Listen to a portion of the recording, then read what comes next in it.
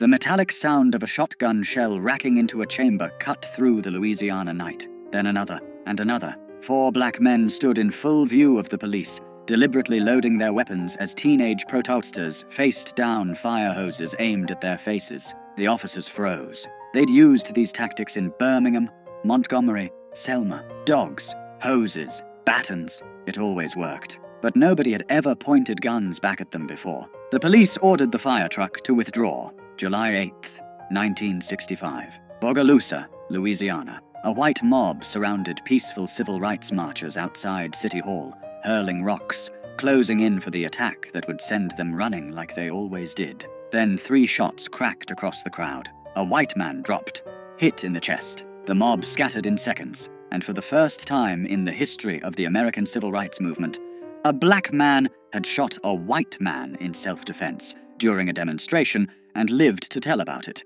His name was Henry Austin. He was 21 years old, and he was a deacon for defense and justice. This is the story that history tried to forget. The story of Black World War II and Korean War veterans who came home from fighting for freedom abroad and decided to fight for it at home. Not with sit-ins, not with marches, not by turning the other cheek. With loaded M1 rifles, military discipline, and a simple promise. If you come to kill us, we will kill you first. When the Ku Klux Klan came riding through black neighborhoods at midnight, these men were waiting in the darkness. When white mobs attacked civil rights workers, these men formed armed perimeters. When Martin Luther King Jr. preached non-violence, these men said, "God bless you, but we'll be over here with the shotguns." And in 4 short years, they did something no one thought possible. They made the Klan afraid. The northern Louisiana mill town of Jonesboro seemed like an unlikely birthplace for armed resistance. Population 5,000, half black, half white, entirely segregated. The paper mill paid the wages. Jim Crow wrote the rules, and by 1964, those rules were being challenged by the Congress of Racial Equality, known as CORE. CORE had established a freedom house in Jonesboro that spring, bringing in young activists, many of them white, to help register black voters. Their presence enraged white Jonesboro. To the local Klan, these outside agitators represented everything they feared about the changing South. So in July 1964, the Klan decided to make an example of them. 5 black churches burned. The Masonic Hall burned. A Baptist center burned. All in the space of a few weeks. The Freedom House itself came under repeated attack. Shots fired through windows at night. Rocks through windshields during the day. The pattern was familiar throughout the South. Terror without consequence. Violence without arrest. But Jonesboro had something most rural Southern towns didn't have. It had a significant population of black men who'd fought in World War II and Korea. Men who knew how to handle weapons. Men who'd faced enemy fire on 2 continents. Men who'd been promised that their service to their country would mean something when they came home. They'd been lied to. Ernest Thomas had been born in Jonesboro on November 20th, 1935. He'd grown up fighting white boys for access to swimming holes, learning early that rights went to those who fought for them, not to those who asked politely. After military service, he'd returned home believing that political change had to be secured by force, not moral appeal. The Klan's July rampage proved him right. Frederick Douglass Kirkpatrick had been named after the great abolitionist. Born in 1933 in Haynesville, Louisiana, he'd excelled at Grambling, earning a degree in biology while playing football. His imposing physical presence made him hard to ignore. His education made him hard to dismiss, and his position as gym teacher at the segregated black high school gave him access to the community's young men. Before the convoy, 2 separate groups had already formed to protect CORE workers. Thomas led one group of sentries who guarded the Freedom House at night. Kirkpatrick organized another that monitored police arrests and worked to keep the community safe. Both groups were informal, unorganized, reactive. The July Klan convoy changed everything. Thomas and Kirkpatrick met with about 20 other men in November 1964. Most were veterans. All were tired. Tired of watching their churches burn. Tired of watching their children terrorized. Tired of being told to wait, to be patient, to let the system work. The system was working, just not for them. They called themselves the Deacons for Defense and Justice. The name was strategic. Deacon implied respectability, religious values, community service. It made them sound like a church group, which is exactly what they wanted white folks to think. What they actually were was a disciplined armed self-defense organization with clear rules. Never fire first. Always fire back. Protect civil rights workers, their families, and the black community. Use military tactics, military discipline, military precision. The Deacons established membership criteria that would have made the Army proud. Men only, over 21, American citizens, married men with military service preferred, registered voters, no hotheads. Anyone with a reputation for starting trouble was rejected. This wasn't about revenge. It was about protection. They organized CB radio networks and walkie-talkies for communication. They ran nighttime patrols through black neighborhoods in cars. They stationed armed guards outside the Freedom House, and they made sure everyone, black and white, knew they were there. In early 1965, black students in Jonesboro picketed the local high school, demanding integration. Hostile police arrived with fire trucks, preparing to turn hoses on the teenagers. It was Bull Connor's playbook, proven effective in Birmingham. Then a car pulled up carrying 4 Deacons. In full view of the police, these men calmly loaded their shotguns. The metallic sound of shells racking into chambers carried across the street. The police looked at the shotguns.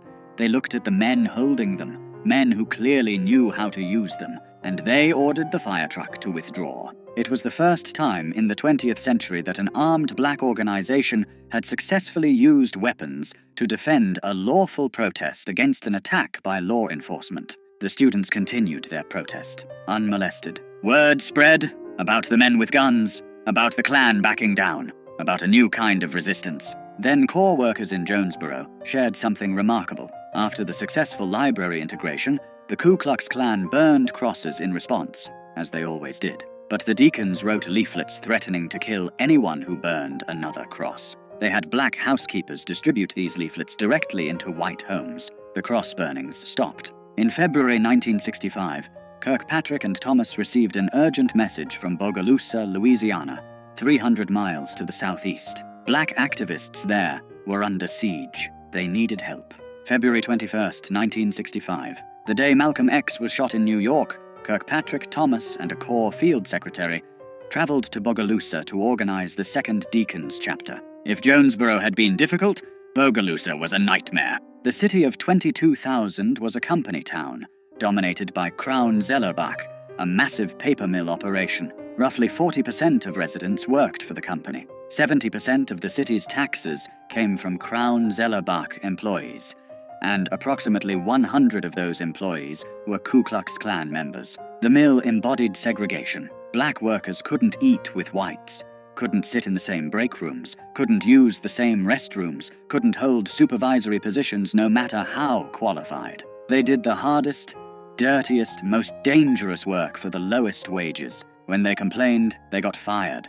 When they organized, they got killed. In early 1965, Washington Parish hired its first black deputy sheriffs. Within weeks, both were targeted. One was Ambas, innated. The other barely survived an attack in the small town of Varnado, just north of Bogalusa. The killers were never apprehended. The message was clear. Black people in positions of authority would be removed by any means necessary. Into this environment stepped 3 men who would lead the Bogalusa Deacons: Robert Hicks, A.Z. Young, and Charles Sims. All worked at Crown Zellerbach. All had reached their breaking point. Charles Sims became the face of the Bogalusa Deacons. A World War II veteran, he was described by journalists as grizzled, intimidating, with beady eyes and a gap where 2 teeth should be. Jet magazine called him the man most feared by whites in Louisiana. When reporters asked if he'd ever been arrested for battery, Sims estimated about 20 times. When they asked, battery with what?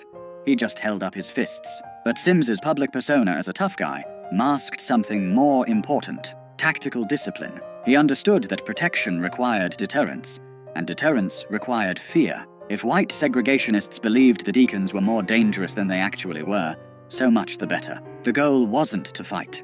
It was to make sure fighting never became necessary. Robert Hicks had publicly demanded that black workers at the mill receive equal promotion opportunities. This made him a target. In early 1965, a coffin appeared in his yard with his name painted on the side. A burning cross accompanied it. The Klan's traditional calling card, Stop your agitation or die. Hicks didn't stop. The deacons made sure he didn't have to. The Bogalusa chapter grew rapidly. Deacons established 24-hour armed guard rotations around Hicks's home and the homes of other activists. They patrolled black neighborhoods in vehicles equipped with CB radios. They created quick response teams that could be anywhere in the city within minutes. And they made one thing absolutely clear. If you attacked a black person in Bogalusa, you would be shot. In spring 1965, a young deacon named Henry Austin, a 21-year-old insurance collector, finished his rounds in Washington Parish as the sun set. Heading back toward Bogalusa down a dirt road, he noticed headlights behind him. They came closer, too close. Austin realized he was being pursued by Klansmen. The cars chased him to a bridge. They pulled alongside, trying to force him off the road. Austin had two choices: die or fight. He chose to fight. Opening fire with his pistol through his own car window, he hit the lead vehicle. It swerved, missed the bridge, and ran into the water. Austin escaped. The next day, shaken but alive, he went to see Charles Sims and formally joined the Deacons. Within months, Austin would do something unprecedented in the civil rights movement. The Congress of Racial Equality continued its work in Bogalusa throughout the spring and summer of 1965, testing the new Civil Rights Act by attempting to integrate public facilities. The Klan response was immediate and violent. White mobs threw rocks at peaceful marchers. Police stood by and watched. Sometimes they joined in. On July 8, 1965, hundreds of white opponents gathered outside Bogalusa City Hall to confront civil rights marchers. The crowd grew hostile, surrounding the protesters, throwing objects. Violence seemed inevitable. Henry Austin, now a deacon, was there providing security. A white man named Alton Crow confronted the crowd of black demonstrators, advancing aggressively. Austin drew his pistol and fired 3 times, hitting Crow in the chest. The mob dispersed instantly. Crow survived. So did Austin. And that night, Charles Sims reportedly said to FBI informants, "A brand new Negro was born." It was the first time during the civil rights movement that a black man had shot a white man in self-defense during a demonstration and survived to tell about it. The psychological impact rippled through both communities. For black residents of Bogalusa, it proved that armed self-defense worked. For white segregationists, it proved the rules had changed. Corps leader James Farmer needed to come to Bogalusa to speak at the funeral of one of the assassinated black deputies. Police warned him the Klan was planning to shoot him. Farmer, one of the principal architects of non-violent civil rights protest, called the Deacons. 4 armed deacons met Farmer at the New Orleans airport.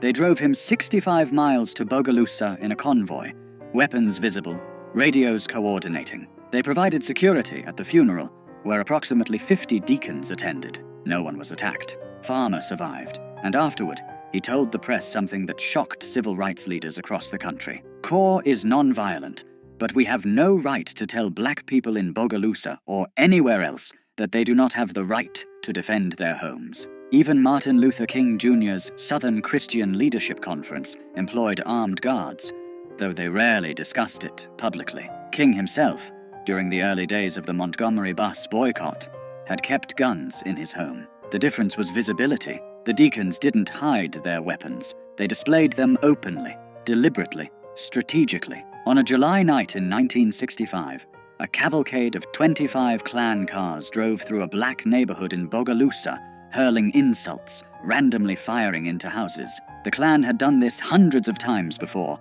in dozens of towns, always with the same result: terror without resistance. This time, the neighborhood fired back. Dozens of rifles and pistols opened up on the convoy. Klansmen, shocked to be under attack, sped away in panic. Some vehicles running into ditches in their haste to escape. They never came back. One deacon leader remembered, "They finally found out that we really are men, and that we would do what we said, and we meant what we said." The escalating violence forced the federal government's hand. The Department of Justice, which had been reluctant to challenge local police departments that collaborated with the Klan, finally acted. In July 1965, using Reconstruction-era laws, federal authorities ordered local police to protect civil rights workers. FBI agents flooded the region. Federal prosecutors began building cases against Klan members. By the end of 1965, the Louisiana Klan had been devastated. Membership collapsed. cross burnings nearly ceased. Night riding stopped. Federal surveillance and prosecution, combined with armed black resistance, had accomplished what decades of non-violent protest alone could not. The Deacons expanded rapidly. On March 8, 1965, they formally incorporated as a Louisiana non-profit organization with an explicit mission: the defense of civil rights, property rights, and personal rights. By mid-1965, chapters existed across Louisiana, Mississippi, Alabama, and even in Chicago. At their peak, the Deacons had approximately 21 chapters and 46 affiliates. They provided security for major civil rights events. In 1966, when James Meredith, the first black student at the University of Mississippi, was shot during his March Against Fear, the Deacons joined the continuation march from Memphis to Jackson, providing armed escorts. At night campsites, Deacons stood guard. Martin Luther King Jr., despite his philosophical opposition to armed resistance, accepted their protection during parts of the march. He understood that in rural Mississippi, nonviolence alone could get you killed. Charles Sims articulated the Deacons' philosophy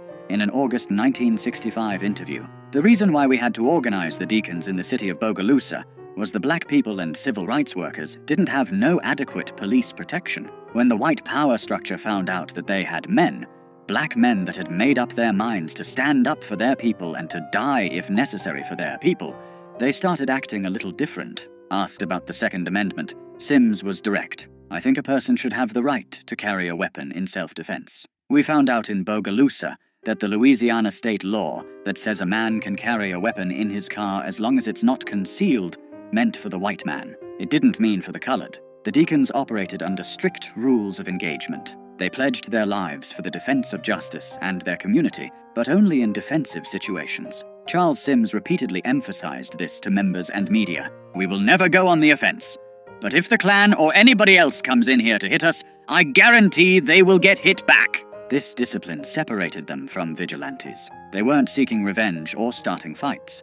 They were establishing boundaries and enforcing them. The fact that those boundaries were backed by men with combat experience and loaded weapons made them real in a way that court orders and federal laws were not. The Federal Bureau of Investigation took notice. By mid-1965, the FBI had opened an investigation into the Deacons, classifying them as a potential black extremist organization. Bureau Director J. Edgar Hoover ordered intensive surveillance, fearing the group would spark a race war. FBI agents infiltrated chapters, recruited informants, tracked weapons purchases, and monitored communications. They documented everything: membership lists, training procedures, weapon types, patrol routes. The investigation files would eventually total over 600 pages. But the FBI found something unexpected. The Deacons' presence actually reduced violence. Areas with active Deacons chapters saw fewer Klan attacks, fewer shootings, fewer nighttime raids.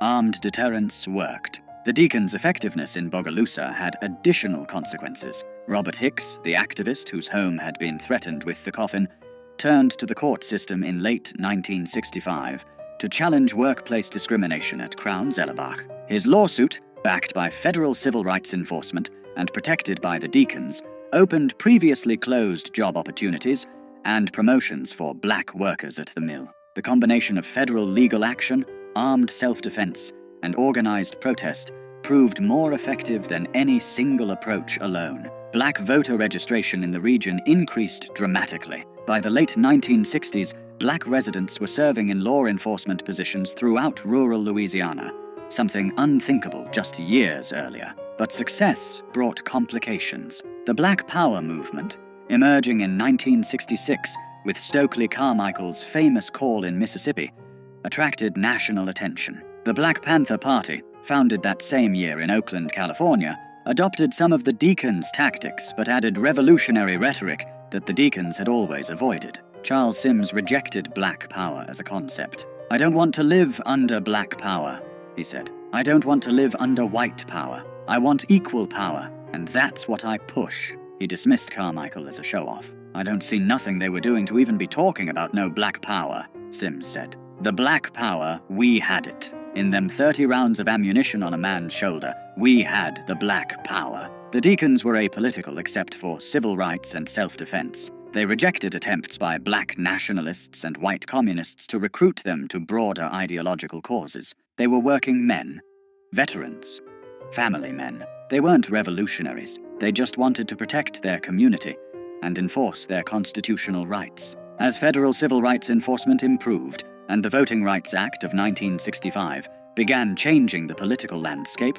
the acute need for armed self-defense diminished. The deacons had forced the federal government to intervene. Once that intervention came, their role became less critical. By 1968, deacons' activity had declined significantly. The Black Panther Party, with its more militant rhetoric and urban focus, captured media attention and overshadowed the rural, working-class, defensive approach of the deacons. The FBI, concerned about urban riots and revolutionary movements, shifted its surveillance away from the deacons toward these newer organizations. The deacons never completely disbanded, but they faded from public view. Their story was largely forgotten, overshadowed by the more visible narrative of non-violent resistance led by Martin Luther King Jr. History books mentioned them briefly, if at all. The civil rights movement, as taught in schools, emphasized peaceful protests and moral suasion, not armed veterans establishing defensive perimeters. Frederick Douglass Kirkpatrick moved to New York,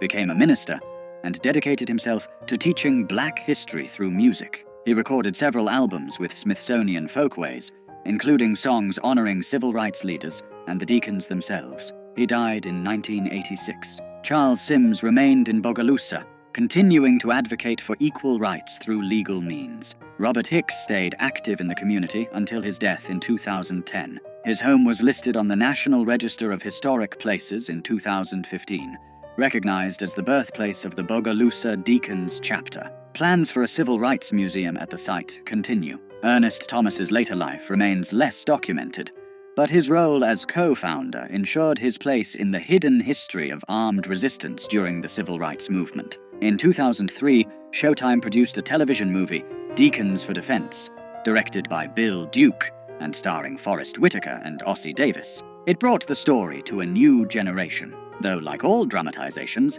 it simplified complex events. The Deacons' legacy raises uncomfortable questions about the civil rights movement's dominant narrative. For decades, the movement has been presented as a story of non-violent moral triumph over violent oppression. Martin Luther King Jr.'s philosophy of redemptive suffering through non-violence is taught as the strategy that won. But the deacons tell a different story. They suggest that non-violent protest succeeded in part because it was backed by the implicit threat of armed resistance. They demonstrate that federal intervention often came not from moral appeals alone, but from the specter of armed conflict that the government wanted to prevent. They prove that working-class black veterans, not just college-educated leaders, played crucial roles in securing civil rights. Most significantly, they show that black people throughout the South had always defended themselves when possible, had always fought back when necessary. The deacons didn't invent armed resistance.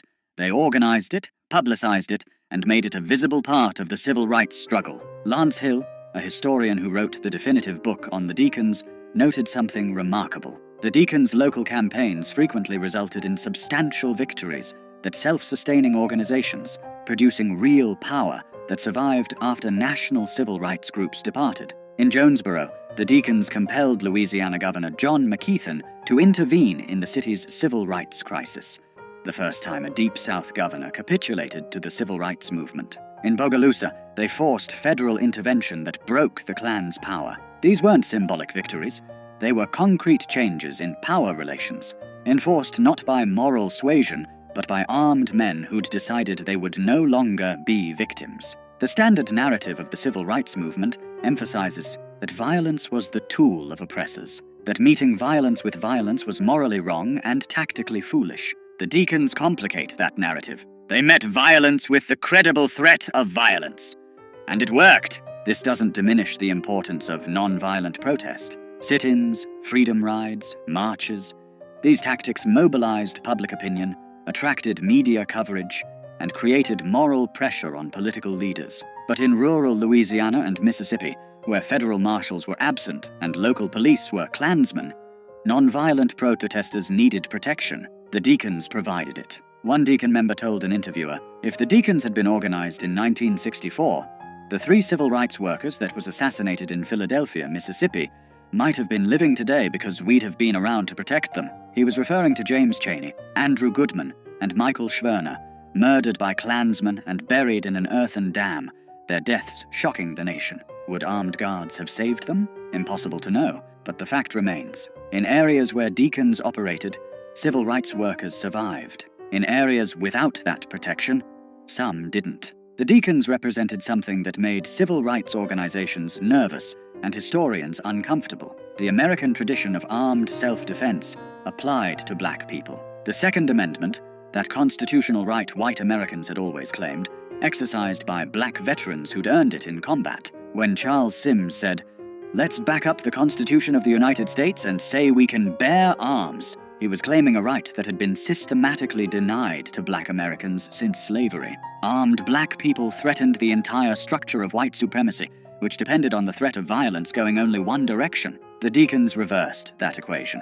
They made violence bidirectional. They made the Klan afraid. And that fear, combined with federal action and non-violent protest, helped break Jim Crow's back in Louisiana. On July 8, 1965, when Henry Austin fired those 3 shots into Alton Crow's chest, he didn't just save himself and the protesters around him. He fired a shot heard across the South. The message, "Black people will defend themselves. The cost of racial terrorism has gone up. Calculate accordingly." The Klan calculated. Cross burnings decreased. Night riding stopped. Attacks on civil rights workers declined. Not because segregationists had a change of heart, but because they'd done the math. Some targets shot back now, and those who shot back were combat veterans who didn't miss. The deacon's story challenges comfortable narratives about how social change happens. It suggests that moral arguments alone don't transform power structures, that sometimes violence, or the credible threat of it, is necessary to secure basic rights,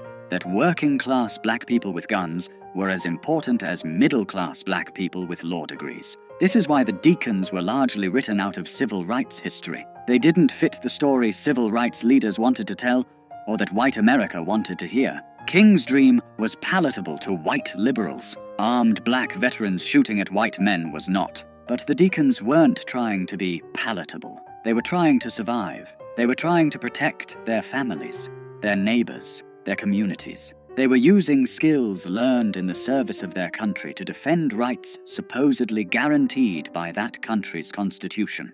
Frederick Douglass Kirkpatrick, Charles Sims, Ernest Thomas, Robert Hicks, Henry Austin, and the hundreds of men who joined them weren't heroes in the traditional civil rights narrative. They were heroes in a different kind of story. A story about men who came home from war expecting to be treated as citizens, and finding that expectation betrayed, used their military training to demand what had been promised. They didn't defeat the Klan through moral superiority. They defeated them through superior firepower, superior tactics, and superior discipline. They turned the Klan's weapons against them. They made white supremacists calculate risk, and they proved that when black veterans decided to defend their community, even the Ku Klux Klan backed down. This was never just about guns. It was about dignity, about refusing to be victims, about saying to a system built on black subjugation, "We will not go quietly. We will not beg. We will not wait for your permission. We fought for this country. We are citizens, and we will defend ourselves." Charles Sims, grizzled and gap-toothed, standing in Bogalusa with a rifle across his lap, represented something white supremacy couldn't survive. A black man who refused to be afraid. Multiply that man by hundreds, arm them with military training and modern weapons, organize them with military discipline, and you have what the deacons for defense and justice actually were. Not a revolutionary army, not black nationalists, just American veterans exercising their constitutional rights. When the shooting finally stopped, when the Klan retreated, when federal law enforcement finally arrived to do its job, the deacons had accomplished something historians still struggle to fully acknowledge. They had protected their community through armed resistance, forced government intervention through the threat of escalating violence, and proved that sometimes the only effective response to terror is the credible promise of retaliation. In Jonesboro, Louisiana, in November 1964, when Ernest Thomas and Frederick Douglass Kirkpatrick called that first meeting of combat veterans, they weren't starting a revolution. They were finishing one. The revolution begun by black soldiers who fought in 2 world wars came home to Jim Crow and decided they'd fought their last war for other people's freedom. This time, they'd fight for their own. The Deacons for Defense and Justice existed for less than 4 years as an active organization. But in that time, they changed the calculation of racial violence in the Deep South. They proved that black communities could defend themselves. They forced the federal government to intervene. And they demonstrated that the Second Amendment applied to black veterans too, whether white supremacists liked it or not. When history remembers the civil rights movement, it remembers the marches, the sit-ins, the speeches, the songs. It should also remember the sound of shotguns racking rounds into chambers, the sight of combat veterans standing guard, and the moment the Ku Klux Klan realized that this time someone would shoot back.